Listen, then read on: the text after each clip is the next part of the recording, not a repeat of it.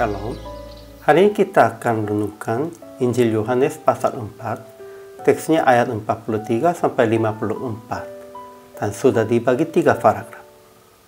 Paragraf yang pertama ayat 43 sampai 45. Setelah 2 hari Yesus pergi ke Galilea, dan orang-orang Galilea pun menyambut dia karena mereka telah melihat tanda-tandanya. Paragraf yang kedua ayat 46 sampai 50. Seorang pegawai istana datang dan meminta kepada Yesus di Kana untuk menyembuhkan penyakit anaknya. Lalu dia pergi dengan percaya, kata Yesus, "Pergilah, anakmu hidup." Paragraf yang ketiga ayat 51 sampai 54. Pegawai istana dapat kabar dari hamba-hambanya tentang anaknya telah disembuh dan hidup. Lalu sekeluarganya percaya Yesus.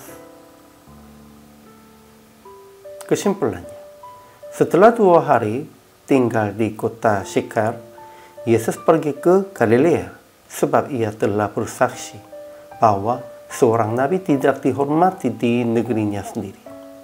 Tetapi orang-orang Galilea menyambut dia karena mereka telah melihat tanda-tandanya di Yerusalem pada waktu Paskah. Kemudian seorang pegawai istana datang dan meminta kepada Yesus di Kana untuk menyembuhkan penyakit anaknya. Ketika Yesus berkata, "Pergilah, anakmu hidup."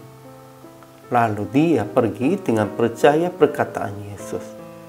Dan ketika ia masih di tengah jalan, ia dapat kabar dari hamba-hambanya tentang anaknya telah disembuh dan hidup.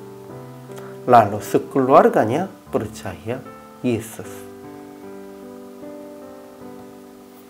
Ajaran tentang Allahnya. Pertama, Yesus pergi ke Galilea tetapi bukan ke kota Nazaret, sebab seorang nabi tidak dihormati di negerinya sendiri. Kedua, Yesus berkata kepada orang-orang, "Jika kamu tidak melihat tanda-tanda dan mukjizat, kamu tidak percaya." Memang pada waktu itu banyak orangnya berharap Yesus berbuat mukjizatnya, dan karena memang pegawai istana pun ingin memberikan Yesus ke Kapernaumnya. Namun akhirnya Yesus berkata kepada seorang pegawai istana datang dari Kapernaumnya untuk meminta menyembuhkan penyakit anaknya itu, "Pergilah, anakmu hidup." Yesus Kristus itu sebagai proklamasinya, telah hidup, pergilah. Kemudian ajaran tentang manusianya. Pertama, orang-orang Galilea menyambut Yesus karena mereka telah melihat segala sesuatu yang dikerjakannya di Yerusalem pada pesta itu, sebab mereka sendiri pun turut ke pesta itu. Memang banyak orangnya melihat karena percaya, tetapi seorang pegawai mendengar dan dia harus sendirinya membedakan Yesus sesungguhnya anak Allah atau orang biasanya. Jadi kedua, seorang pegawai negeri istana datang kepada Yesus untuk meminta akan menyembuhkan penyakit anaknya, dan ketika Yesus berkata, "Pergilah, anakmu hidup," ia langsung pergi dengan percaya perkataan Yesus sekalipun belum melihat tandanya. Inilah iman dia, inilah kepercayaan dia. Dan dia dapat kabar di tengah jalan, anak-anaknya disembuh dan hidup. Lalu sekeluarganya percaya Yesus. Jadi aplikasi hari ini.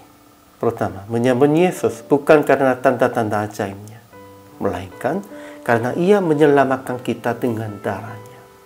Kita harus fokusnya tentang itu. Sudah dituliskan banyak mukjizat-mukjizatnya, tanda-tandanya di dalam Alkitab. Tapi karena itu kita percaya? Bukan.